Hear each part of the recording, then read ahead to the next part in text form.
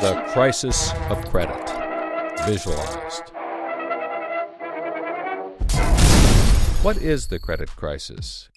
It's a worldwide financial fiasco involving terms you've probably heard like subprime mortgages, collateralized debt obligations, frozen credit markets, and credit default swaps. Who's affected? Everyone. How did it happen? Here's how. The credit crisis brings two groups of people together, homeowners and investors. Homeowners represent their mortgages, and investors represent their money. These mortgages represent houses, and this money represents large institutions like pension funds, insurance companies, sovereign funds, mutual funds, etc. These groups are brought together through the financial system, a bunch of banks and brokers commonly known as Wall Street. While it may not seem like it, these banks on Wall Street are closely connected to these houses on Main Street. To understand how, let's start at the beginning. Years ago, the investors are sitting on their pile of money, looking for a good investment to turn into more money. Traditionally, they go to the U.S. Federal Reserve, where they buy Treasury bills, believed to be the safest investment.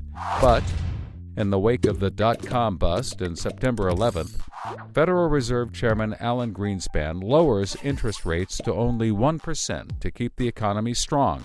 1% is a very low return on investment, so the investors say, no thanks. On the flip side, this means banks on Wall Street can borrow from the Fed for only 1%. Add to that general surpluses from Japan, China, and the Middle East, and there's an abundance of cheap credit.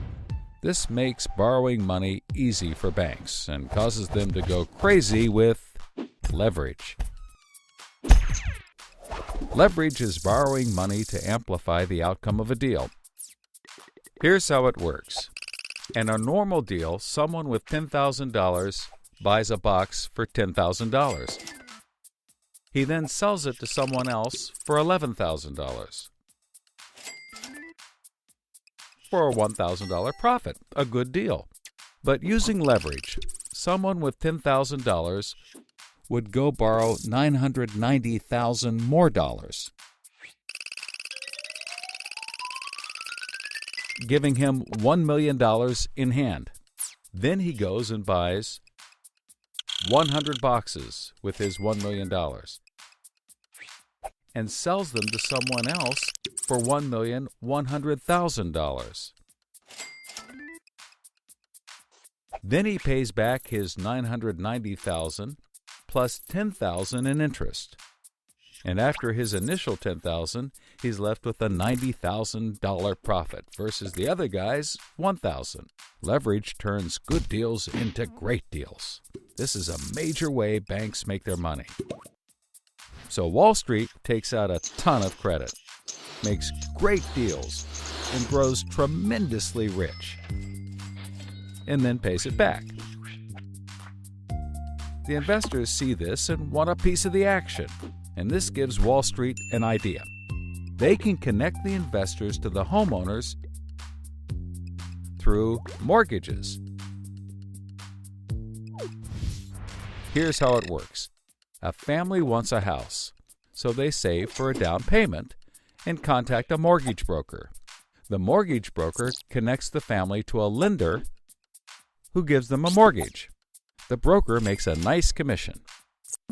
The family buys a house and becomes homeowners. This is great for them because housing prices have been rising practically forever. Everything works out nicely. One day, the lender gets a call from an investment banker who wants to buy the mortgage. The lender sells it to him for a very nice fee.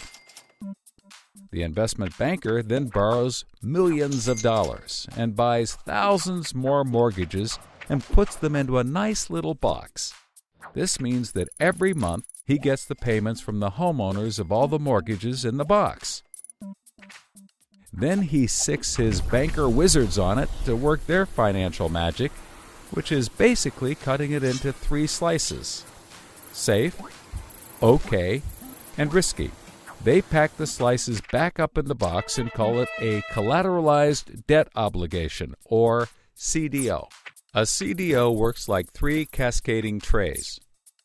as money comes in, the top tray fills first, then spills over into the middle, and whatever is left into the bottom. The money comes from homeowners paying off their mortgages. If some owners don't pay and default on their mortgage, less money comes in and the bottom tray may not get filled. This makes the bottom tray riskier and the top tray safer. To compensate for the higher risk, the bottom tray receives a higher rate of return, while the top receives a lower, but still nice return. To make the top even safer, banks will insure it for a small fee called a credit default swap. The banks do all of this work so that credit rating agencies will stamp the top slice as a safe, AAA rated investment, the highest, safest rating there is. The OK slice is BBB, still pretty good, and they don't bother to rate the risky slice. Because of the AAA rating, the investment banker can sell the safe slice to the investors who only want safe investments. He sells the OK slice to other bankers, and the risky slices to hedge funds and other risk takers. The investment banker makes millions.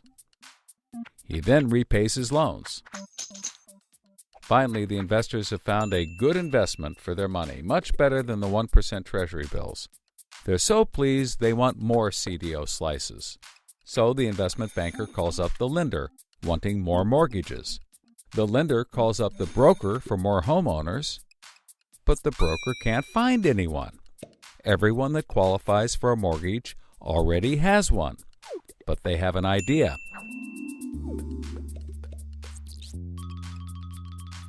When homeowners default on their mortgage, the lender gets the house, and houses are always increasing in value. Since they're covered if the homeowners default, lenders can start adding risk to new mortgages, not requiring down payments, no proof of income, no documents at all. And that's exactly what they did. So instead of lending to responsible homeowners, called prime mortgages, they started to get some that were, well, less responsible. These are subprime mortgages. This is the turning point. So, just like always, the mortgage broker connects the family with a lender and a mortgage, making his commission. The family buys a big house. The lender sells the mortgage to the investment banker, who turns it into a CDO and sells slices to the investors and others. This actually works out nicely for everyone and makes them all rich. No one was worried because as soon as they sold the mortgage to the next guy, it was his problem. If the homeowners were to default, they didn't care. They were selling off their risk to the next guy and making millions, like playing hot potato with a time bomb. Not surprisingly, the homeowners default on their mortgage, which at this moment is owned by the banker. This means he forecloses and one of his monthly payments turns into a house. No big deal. He puts it up for sale. But more and more of his monthly payments turn into houses. Now there are so many houses for sale on the market, creating more supply than there is demand, and housing prices aren't rising anymore. In fact, they plummet. This creates an interesting problem for homeowners still paying their mortgages. As all the houses in their neighborhood go up for sale, the value of their house goes down, and they start to wonder why they're paying back their $300,000 mortgage when the house is now worth only $90,000. They decide that it doesn't make sense to continue paying, even though they can afford to, and they walk away from their house. Default rates sweep the country, and prices plummet. Now the investment banker is basically holding a box full of worthless houses. He calls up his buddy, the investor, to sell his CDO, but the investor isn't stupid and says, no thanks. He knows that the stream of money isn't even a dribble anymore. The banker tries to sell to everyone, but nobody wants to buy his bomb. He's freaking out because he borrowed millions, sometimes billions of dollars to buy this bomb, and he can't pay it back. Whatever he tries, he can't get rid of it. But he's not the only one. The investors have already bought thousands of these bombs. The lender calls up trying to sell his mortgage, but the banker won't buy it, and the broker is out of work. The whole financial system is frozen, and things get dark.